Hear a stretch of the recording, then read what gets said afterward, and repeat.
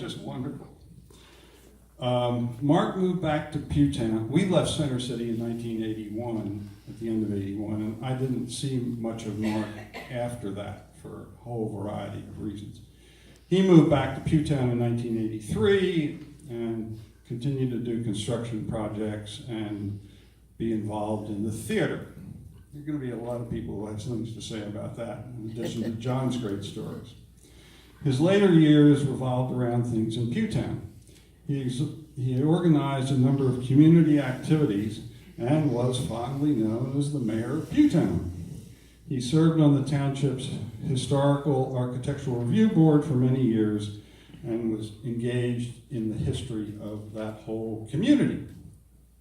There were many links between our families.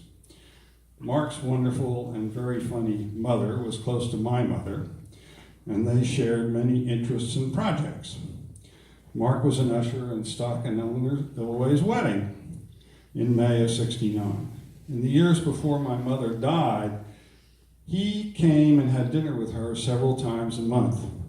She enjoyed those evenings and, as you might imagine, was very well entertained. Mrs. McAfee told me that Mark got sick in September of 2015. He was supposed to start work on her deck, and he had all the materials delivered. But when he came the next day to start, she realized he was not well and took him to the hospital in Pottstown. That was the start of his decline in health. The Pewtown community was very supportive of Mark during the time he was ill and for the last years of his life.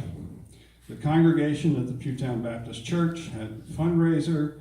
Sam Holtz kept a jar in which local contributions could be made in his workshop.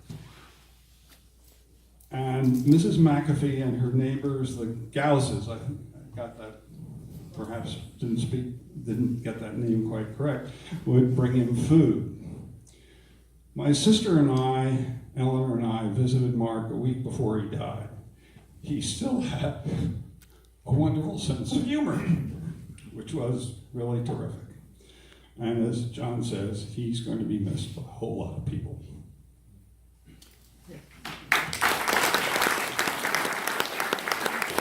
Nothing to do with Mark. But for those of us who aspire to live a long and active life, we should take after Mrs. McAfee, who's here, who still mows her own lawn with a lawn tractor.